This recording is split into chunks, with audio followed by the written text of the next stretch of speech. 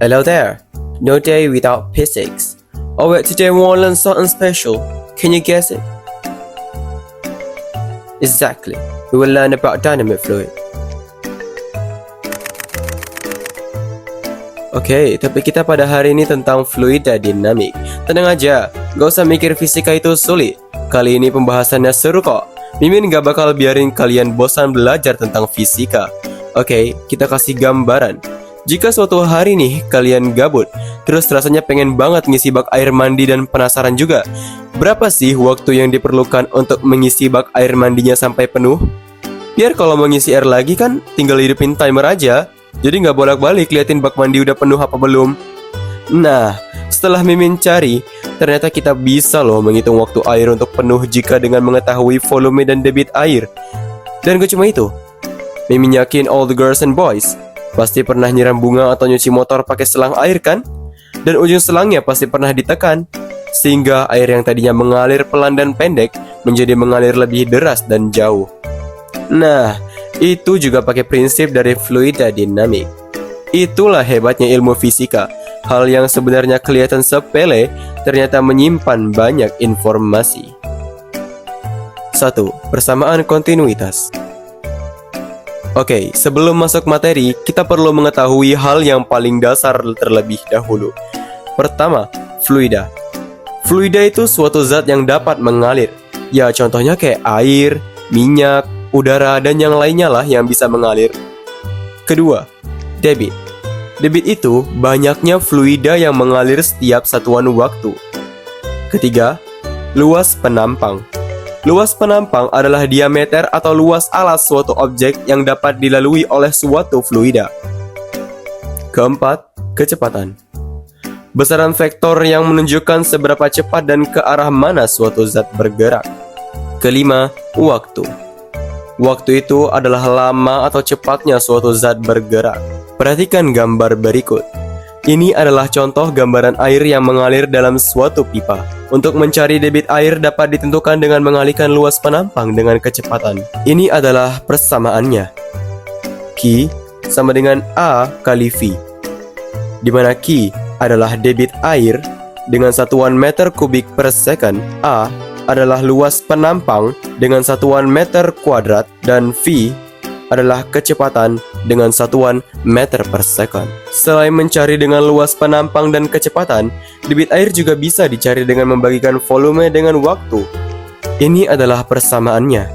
Q sama dengan V bagi T, dengan Q adalah debit air dengan satuan meter kubik per second, V adalah volume air dengan satuan meter kubik, dan T adalah waktu dengan satuan second.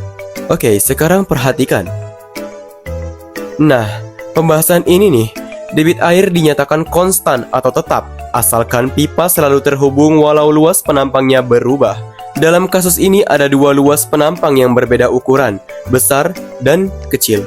Debit air yang berada di luas penampang besar akan sama dengan debit air yang berada di luas penampang kecil, sehingga dapat ditulis persamaan Q1 sama dengan Q2, di mana Q itu adalah rumusnya A dikali dengan V.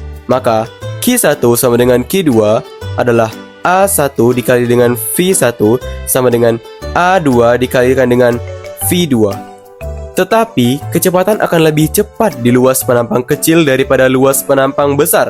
Mengapa hal ini bisa terjadi? Karena adanya perbedaan ukuran luas penampang. Jika luas penampang kecil, maka kecepatan akan besar. Sebaliknya, jika luas penampang besar, maka kecepatan akan lebih kecil. Berikut ini adalah contoh soalnya.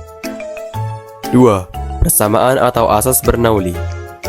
Asas Bernoulli ini membahas tentang pengaruh kecepatan, ketinggian, dan tekanan pada fluida. Penerapan pada persamaan atau asas Bernoulli ini pernah kita temui pada sumur bor, yang dimana air dalam pipa dipompa atau diberi tekanan dari bawah hingga mencapai ke ketinggian yang berbeda. Perhatikan gambar berikut ini. Pada hal ini, fluida yang bergerak dengan kecepatan lebih tinggi akan menghasilkan tekanan yang lebih kecil. Begitu juga sebaliknya. Jika kecepatan lebih kecil, maka tekanan akan besar.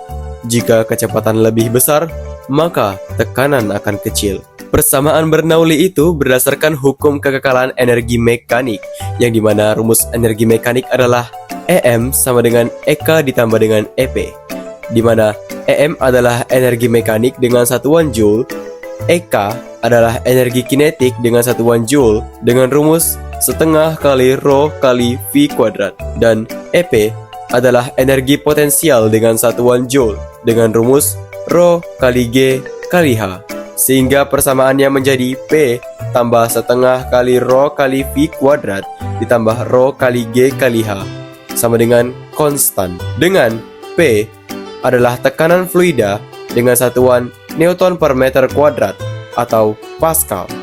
Rho adalah massa jenis fluida dengan satuan kilogram per meter kubik. G adalah percepatan gravitasi dengan satuan meter per sekon kuadrat.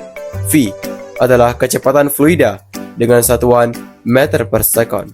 H adalah tinggi penampang pipa dari titik acuan dengan satuan meter. Pada kasus ini, karena keduanya konstan, maka P1 ditambah setengah kali Rho kali V1 kuadrat ditambah Rho kali G kali H1 sama dengan P2 tambah setengah kali Rho kali V2 kuadrat ditambah Rho kali G kali H2. Ada beberapa kasus bahwa ketinggian atau H penampang pipanya sama, atau EP1 sama dengan EP2, maka persamaannya menjadi P1 tambah setengah kali Rho kali V1 kuadrat sama dengan P2 ditambah setengah kali Rho kali V2 kuadrat. Berikut ini adalah contoh soalnya. Nah, itulah pembahasan materi pada kali ini. Capek ya? Sama, Mimin juga capek. Tapi nggak apa-apa, lebih bagus capek mencari ilmu daripada capek nyari perasaan. Aduh. Alright, Mimin minta maaf kalau ada salah kata. Semoga pembelajaran ini dapat menuntun para siswa menjadi lebih paham dan tertarik dengan fisika. It's all for end. Bye.